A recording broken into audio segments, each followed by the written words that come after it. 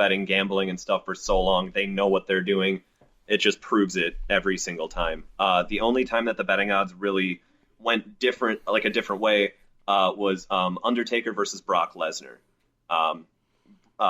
Undertaker was an overwhelming favorite to win, obviously, at WrestleMania to continue the streak. And all of a sudden, about an hour before the match started, the betting odds completely flipped and went into Lesnar's favor. And then we all saw what happened.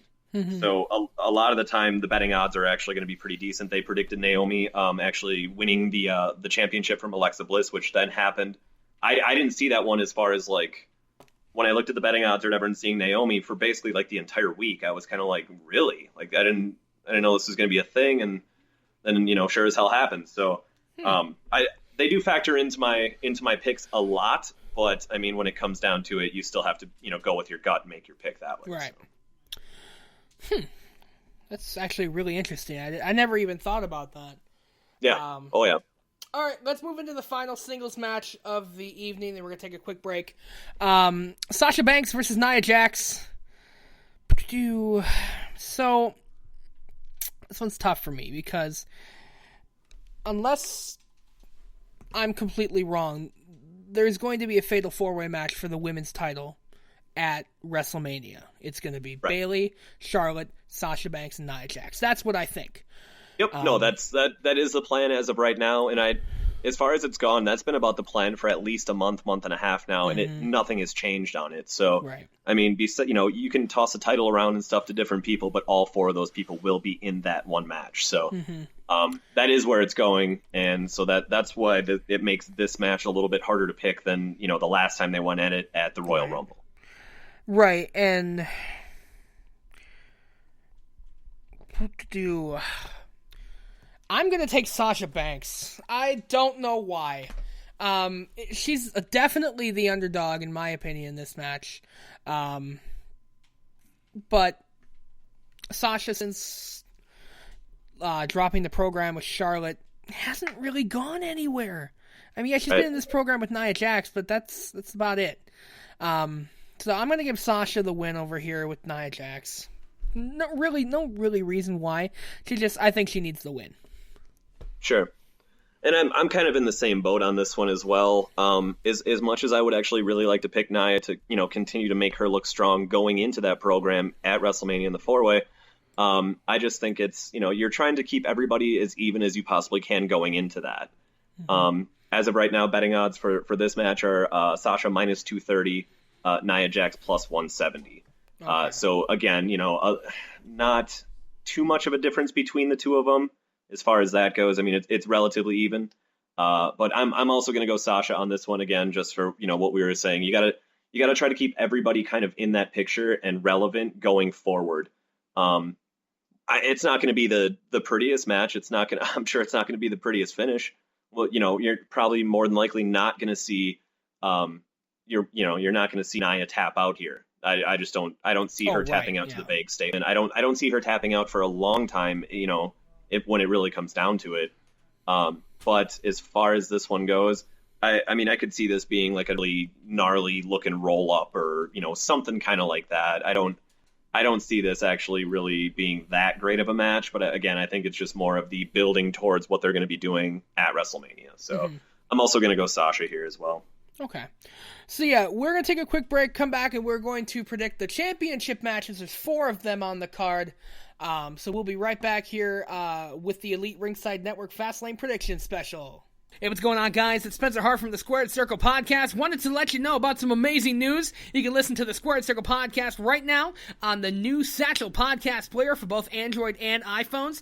Here's the deal. While you're listening to us on Satchel, you can quickly and easily send us a few dollars to make our show even better. So if you're listening to us on Satchel right now, go ahead, click that donate button and send us some much appreciated donations. And if you're not listening to us on Satchel, I mean, come on, what are you doing? Download the podcast player right now at satchelplayer.com. Exclusive friends of the Squared Circle Podcast. Hey there, friends and listeners of the Squared Circle Podcast. Are you looking for some new threads, maybe some new hats, or any other form of apparel? Do yourself a favor and head over to ProWrestlingCrate.com. Are you familiar with Loot Crate, those wonderful little boxes where you can get all sorts of nerdy goodies? Think the same thing, but infinitely better, because wrestling. All kinds of shirts, little toys, you name it. All available at ProWrestlingCrate.com. Exclusive friends of the Squared Circle Podcast. What is going on, guys? This is the Loose Cannon, Nate the Effing Great, here to tell you about a great company known as AJsBelts.com. Why are they so great, you ask? Well, let me tell you, they have every single championship belt that you can imagine, from classic championships to modernized championships. Hell, even they do MMA championships. They have great deals on championship belts, and I know what you're thinking. What if you can't afford them right now? No problem. They have a great layaway program, as well as if you go through PayPal credit, you can get your championship belts right away. A&J's Belts, the proud sponsors of the Squared Circle Podcast.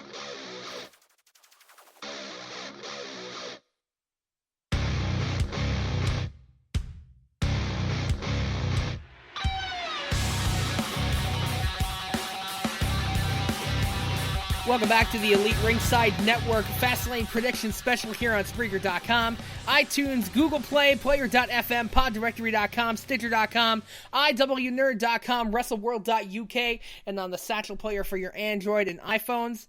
All right, my friend, let's get into the championship matches for this card.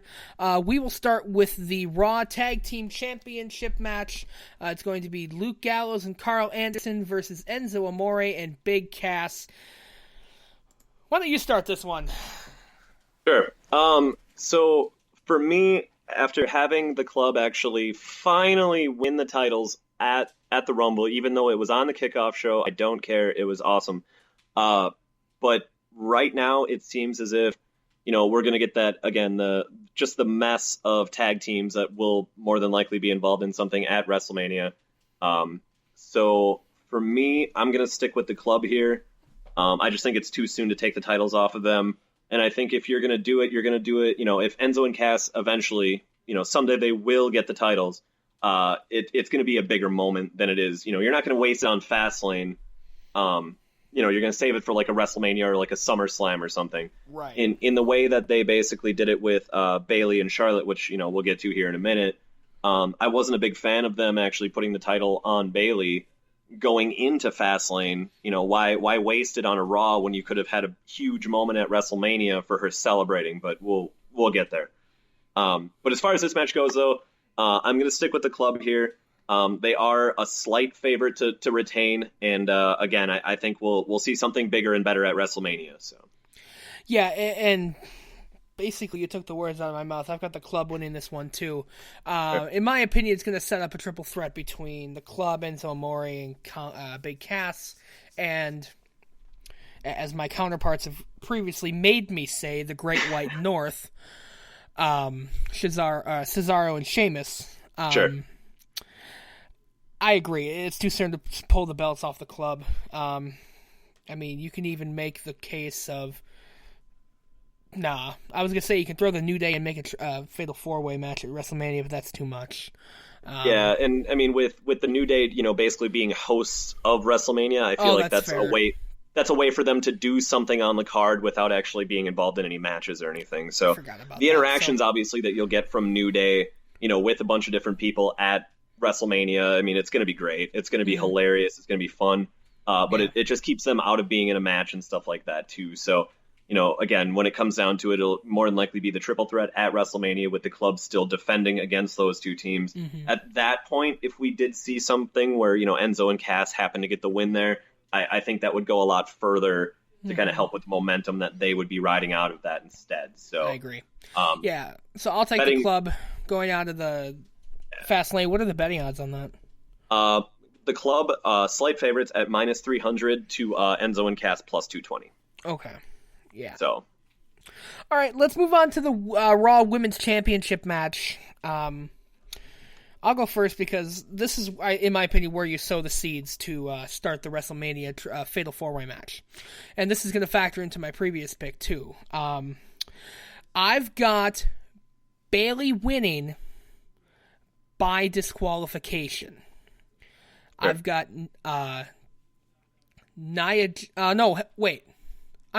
I've got Charlotte winning by disqualification. That'll keep her pay-per-view streak intact. I've got Nia Jax coming out to just destroy everyone. Okay. And then that cues out Sasha, so on and so forth, where they start to set up the fatal 4-way. Because it's clear that, because I'm a Bayley boy, I don't want the belt off her. I agree with you that they put the belt on her too soon. And I think they're kind of backtracking a bit, like, oh shit, what did we do? Right. So I think it's clear that if they want to make this a viable storyline, you have Charlotte keep her pay-per-view win streak intact at Fastlane, but you've got her winning by disqualification. Bayley goes into Mania as champion, where I'll say she finally wins, and we see Charlotte's streak decimated.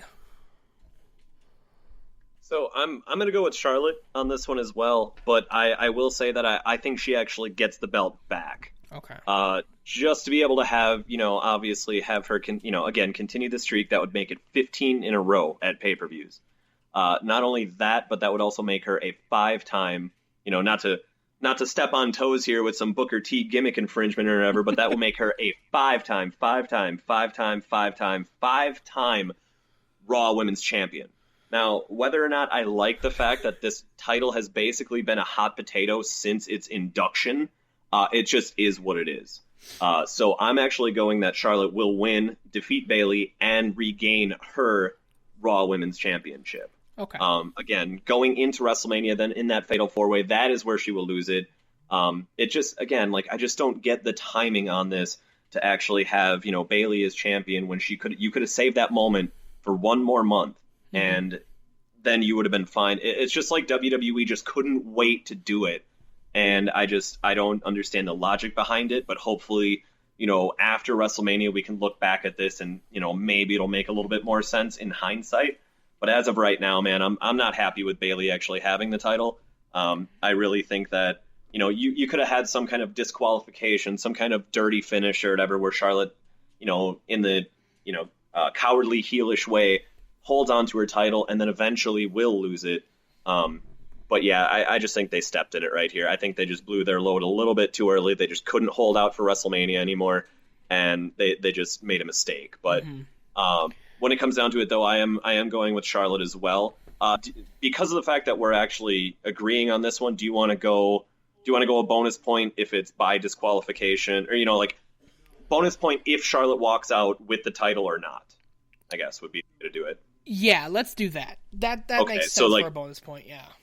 Yeah. So if Bayley still has the championship after the match, no matter what the finish of the match is, if Bayley still has the championship, you get a point. If Charlotte takes the championship, I get a point then. Okay, that's fair. Okay, let's go that way then. Right.